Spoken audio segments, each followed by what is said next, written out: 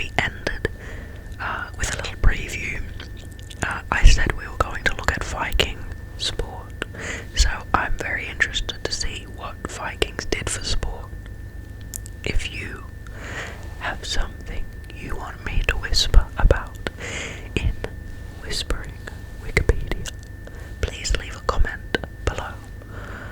Also, if you are a regular consumer, or if you're new here, please check in and say hello.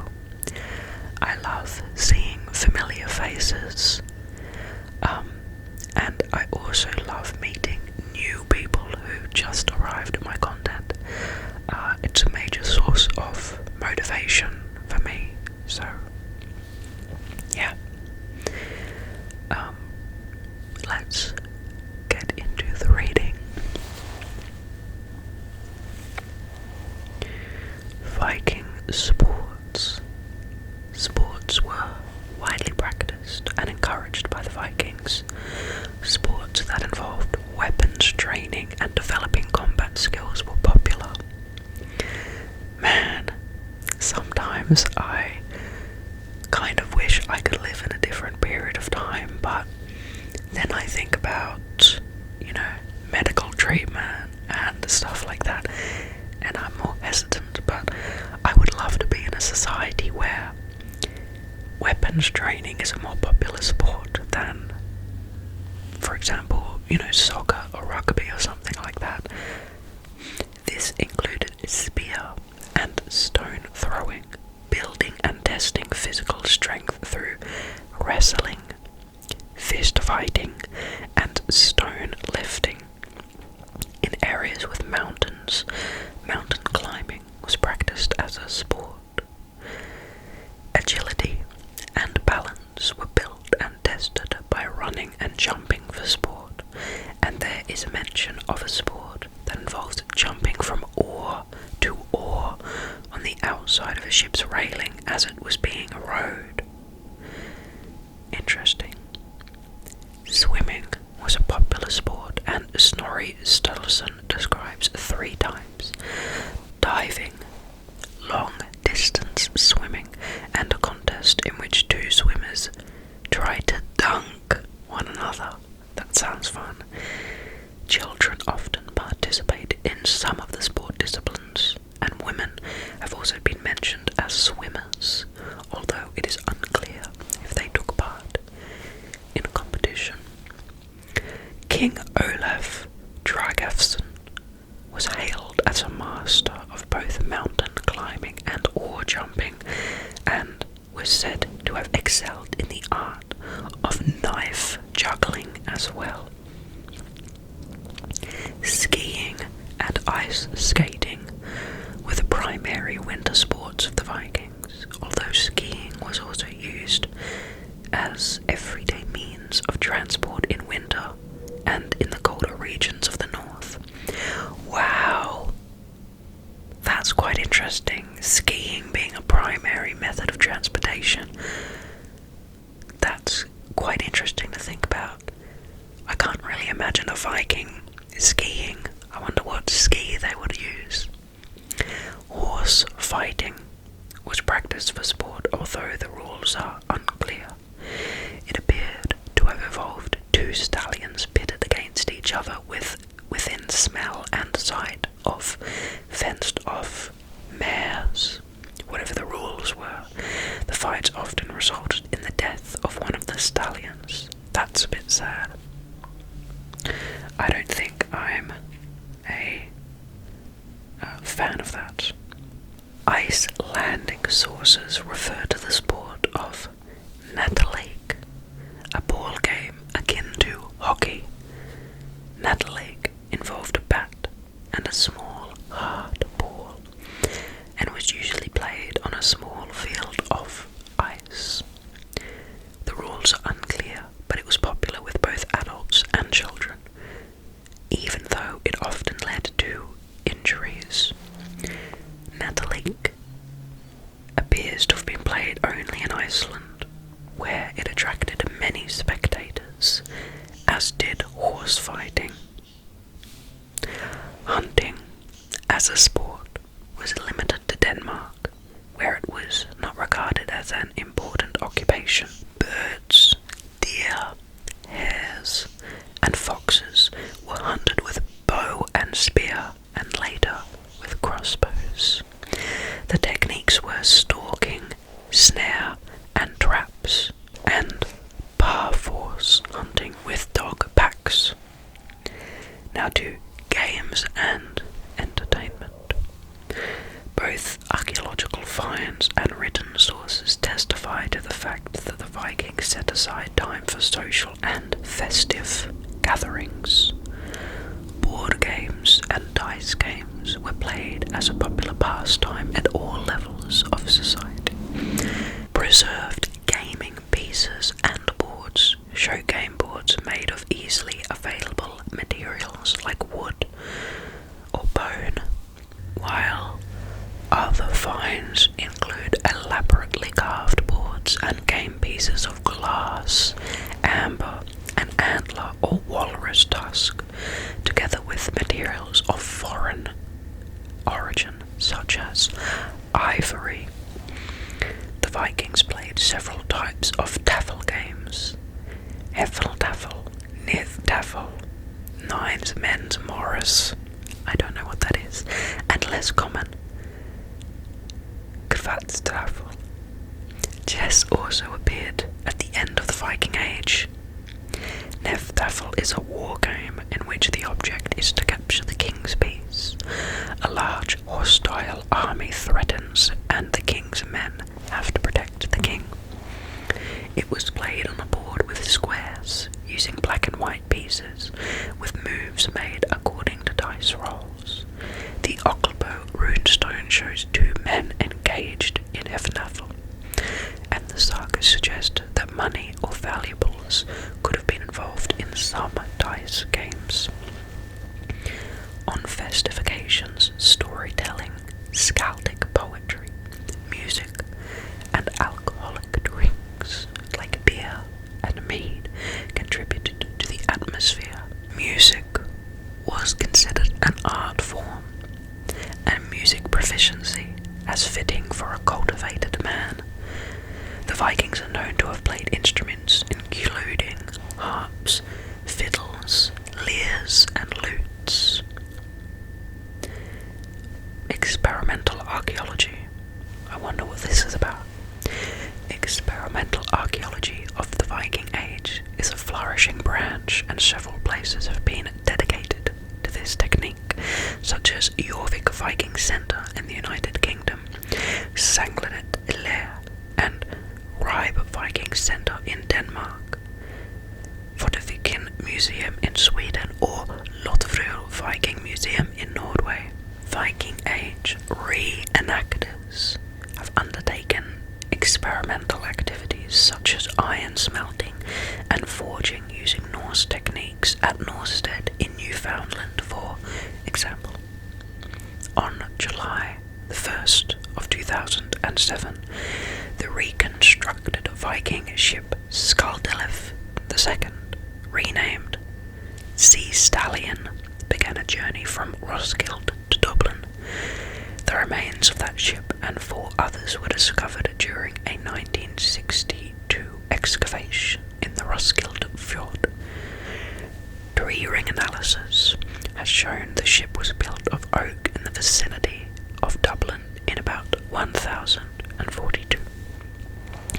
70 multinational crew members sailed the ship back to its home, and Sea Stallion arrived outside Dublin's Custom House on the 14th of August 2007.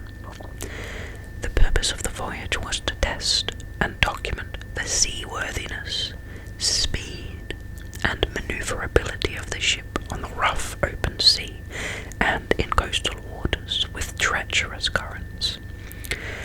The crew tested how the long, narrow, flexible hull withstood the tough ocean waves.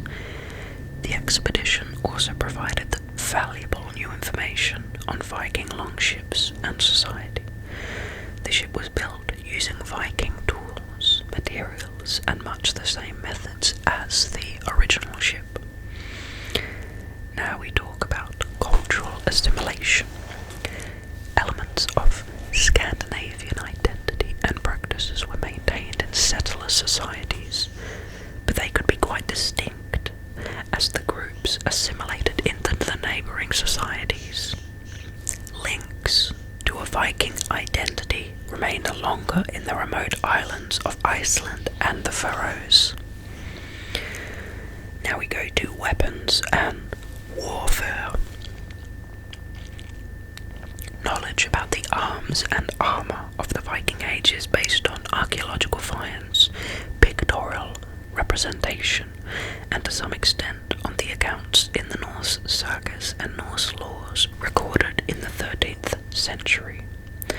According to custom, all free Norsemen were required to own weapons and were permitted to carry them at all times. These arms included a Viking's social status. A wealthy Viking had a complete ensemble of a helmet, shield, mail shirt, and sword.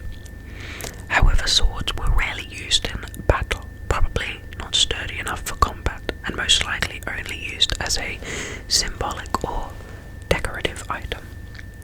A typical bondi, a free man, was more likely to fight with a spear and shield, and most also carried a sea axe as a utility knife and sidearm.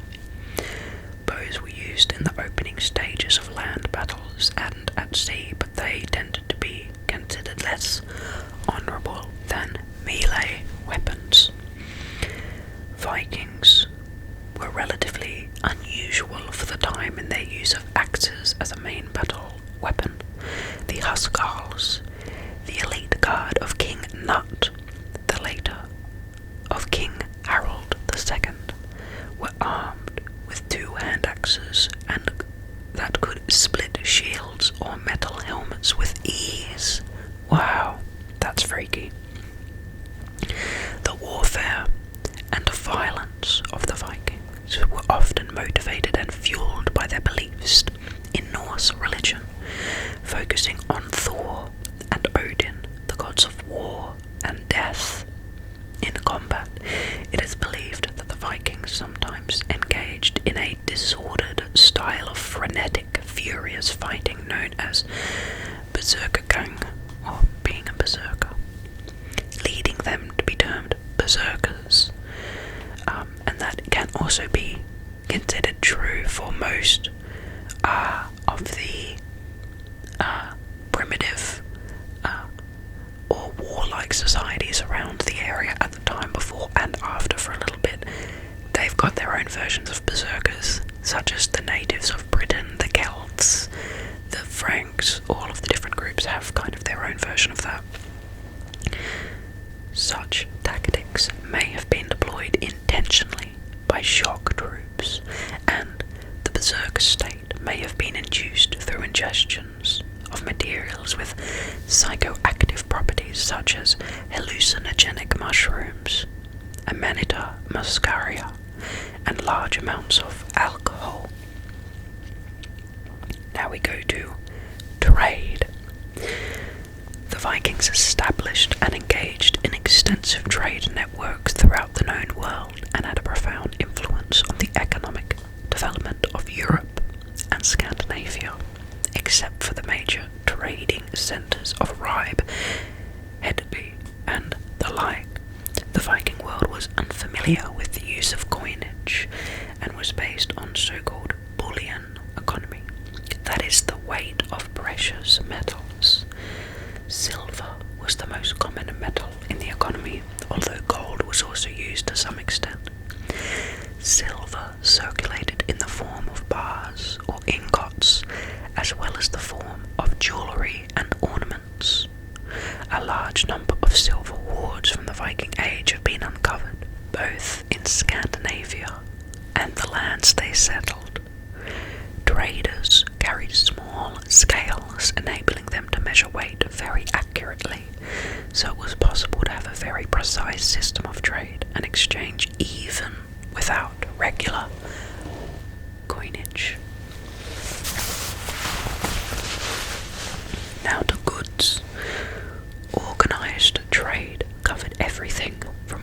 specialized items in bulk to exotic luxury products. The Viking ship designs, like that of the Nar, were an important factor in their success as merchants. Imported goods from other cultures included spices, which were obtained from Chinese and Persian traders who met with the Viking traders in Russia. Vikings used homegrown spices and herbs like caraway, thyme, horseradish and mustard, but imported cinnamon. Interesting. Glass was much prized by the Norse. The imported glass was often made into beads for the decoration, and these have been found in thousands. Aarhus in Scandinavia and the old market town of Ribe were major centres of glass bead production. Silk was a very important commodity obtained from Byzantium, modern-day Istanbul, and China.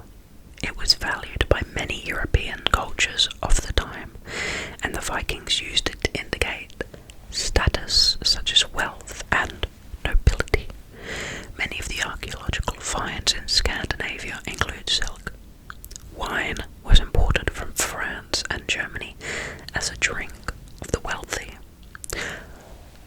augmenting the regular mead and beer. To counter these valuable imports, the Vikings exported a large variety of goods.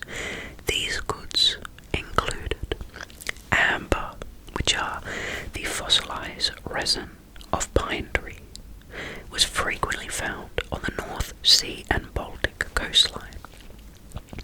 It was worked into beads and ornamental objects before being traded. Fur was also exported as it provided warmth.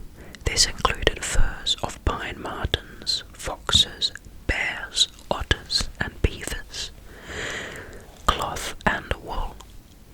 The Vikings were skilled spinners and weavers and exported woolen cloth of a high quality. Down was collected and exported. The Norwegian west coast supplied eider downs, and sometimes feathers were brought from the Samis. Down was used for bedding and quilted clothing. Fowling on the steep slopes and cliffs was dangerous work and often lethal. Interesting and strange, fowling being lethal. Slaves, known as thralls in Old Norse. On their raids, the Vikings captured many people, among them monks and clergymen. They were sometimes sold as slaves to Arab merchants in exchange for silver.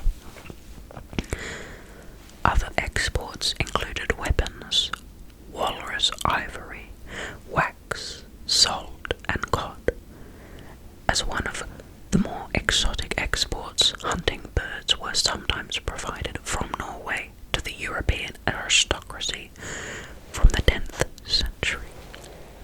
Many of these goods were also traded within the Viking world itself, as well as goods such as soapstone and whetstone. Soapstone was traded with the Norse in Iceland and in Jutland, who used it for pottery. Whetstone were traded and used for sharpening weapons, tools, and knives. There are indications from Ribe and surrounding areas that the extensive medieval trade with oxen and cattle from Jutland reached as far back as 720 AD. This trade satisfied the Vikings' need for leather and meat to some extent, and perhaps hide for parchment production on the European mainland.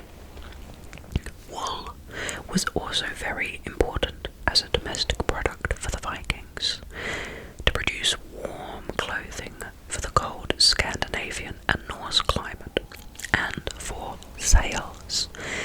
Sails for Viking ships required large amounts of wool, as evidenced by experimental archaeology.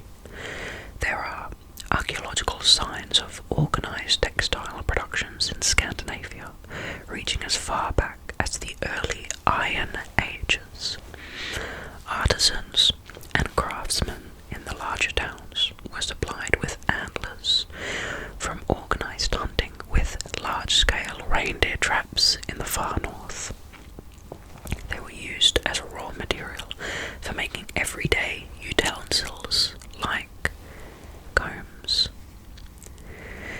we move to the legacy of the Viking.